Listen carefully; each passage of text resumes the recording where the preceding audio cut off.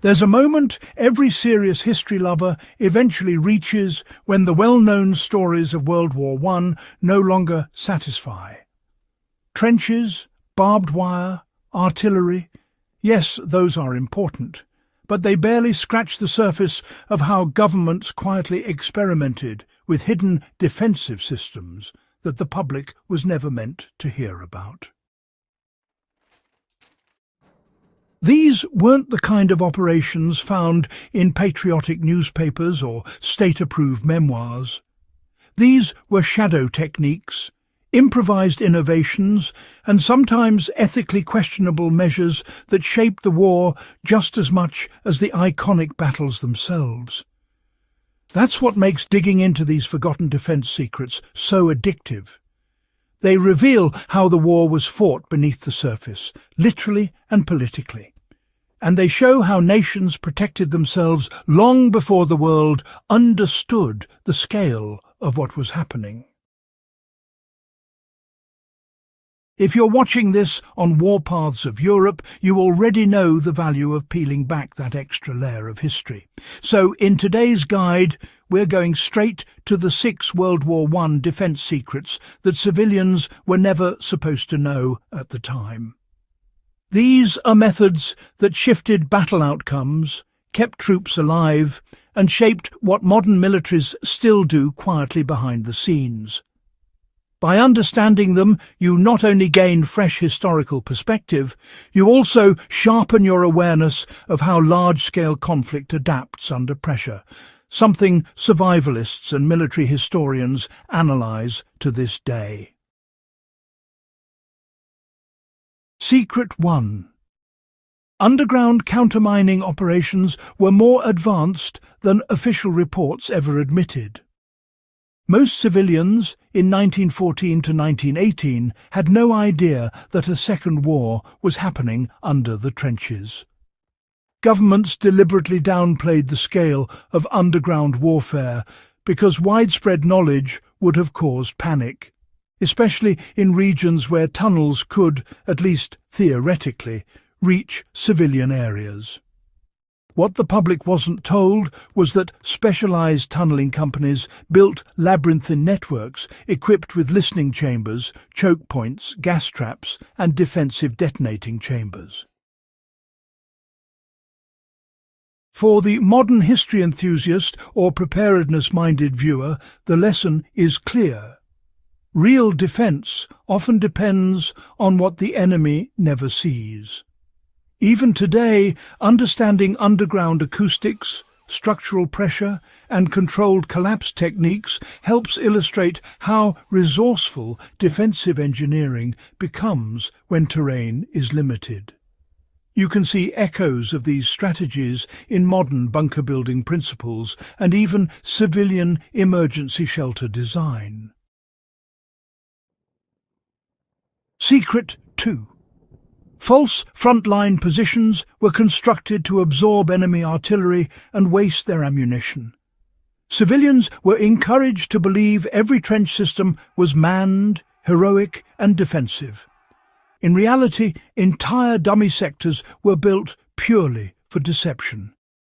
These included fake dugouts, false firing ports, and abandoned parapets designed to mislead reconnaissance pilots and ground observers. The goal was simple: lure artillery into pounding empty earth, while the real defensive line remained untouched and hidden behind it. Understanding this principle offers a fascinating takeaway for anyone studying defense strategy. Deception is not merely a tactic, it's a shield. Even in personal or property preparedness contexts today, decoys, visible but hollow barriers, and layered defences still serve the same purpose: diverting attention and absorbing force before it reaches the real line. Secret 3.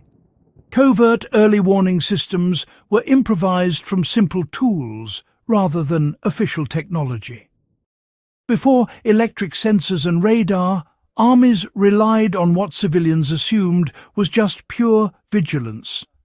What they weren't told was that frontline troops created remarkably sensitive listening devices using suspended wires, tin plates, jars of water, and resonant tunnels that amplified vibration.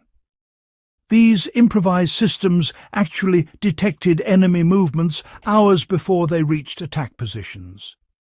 Governments concealed this, partly to preserve the psychological myth of constant bravery, but also because revealing such methods risked alerting the enemy.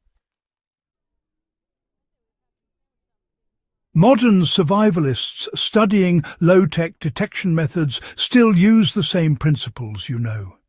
The idea isn't really to replicate battlefield tactics, but rather to understand how environmental changes, vibration, sound, air pressure, can become signals when technology fails. Secret 4. Defensive camouflage was decades ahead of what the public believed existed. The word camouflage barely existed in civilian vocabulary in 1914. What they didn't know was that militaries were employing dedicated camouflage units, artists, set designers, architects, who designed deceptive landscapes, modified artillery silhouettes, and built moving screens to hide troop movement. Some of the first large-scale military camouflage experiments occurred during the First World War, but details were withheld to maintain secrecy. For historians, the value lies in understanding that effective defense is rarely about brute force. It's about perception management, a concept modern military and civilian security professionals still treat as essential. Secret 5. Supply depots were hidden in plain sight by integrating them into civilian-looking structures. It wasn't publicized at the time because it would have raised serious ethical concerns, but many armies disguised logistical hubs as farms, workshops, or even small rail stations to prevent them from becoming targets. Civilians were kept unaware both to avoid panic and to preserve operational secrecy. This technique reflects a timeless defensive principle. The safest asset is the one that doesn't look valuable. Even in non-military fields today, from cybersecurity to emergency supply planning, the concept remains the same. Blend essential resources into the background rather than advertise them. Secret 6. Governments secretly developed layered fallback systems they claimed did not exist. Public morale depended on the myth of holding every inch. Civilians never learned that most armies quietly planned multiple fallback positions miles behind the front. These lines were pre-built with interlocked trenches, fire lanes, medical nodes, and signal posts. The secrecy prevented accusations of weakness and discouraged civilians from fearing a deeper enemy advance. This layered defense thinking is one of the most important lessons for modern preparedness.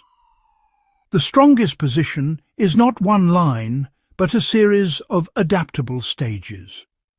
Even outside military use, this mindset applies to crisis planning, evacuation routes, secure storage, and redundancy in personal systems.